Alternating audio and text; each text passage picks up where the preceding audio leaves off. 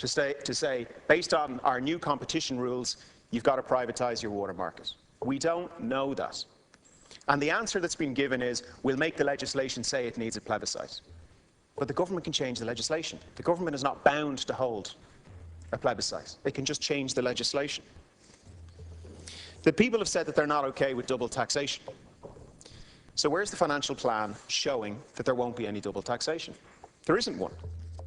What we do know is that future government subvention to Irish Water will definitely be less than the current payments for providing water from central government. So we do know that some form of double taxation will remain in place.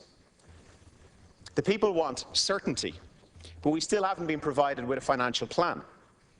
We're told that even now, Irish Water is trying to figure out how much money it's going to invest after the next 2 years. This government has set up a multi-billion euro utility company with less financial acumen and forward planning than you'd expect to see in a school tuck shop. And it's set it up with other people's money. If any private sector group set up Irish Water in the way that this has been set up, they'd be fired and they'd be sued for negligence. What do we know? We do know that domestic charges over the next 2 years will raise about 90 million euro net.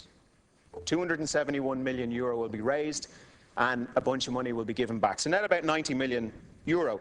Now we know the water meters are going to cost somewhere between 500 million and 750 million euro.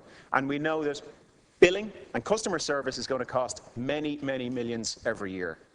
So based on the current system, the only thing that is happening is that the Irish people are going to be charged to cover the costs of charging them. That's what's happening. That's not nonsense. And I will happily, Minister, sit down with you privately and go through the numbers. The problem is none of us have been provided with the numbers. Now, I want to make one final point. The people of Arklow and of 40 other towns in this country have no wastewater facilities. Minister Kelly acknowledged this in his speech yesterday. He stated that in cases where water coming in was unfit for human consumption, people wouldn't have to pay for that. We know that people with septic tanks don't have to charge. People with their own wells don't have to charge. Yet, for some reason, the people of Arklow and in 41 other places all over this country are being told, you don't have wastewater facilities, but we're going to charge you for them. So I'm calling on Minister Kelly to come in here this evening and simply apply the same principle that's being applied in Roscommon, that's being applied where people have wells, that's being applied where people have septic tanks. Apply that principle in fairness and consistency to the households and the businesses in those 42 areas. Thank you, Deputy.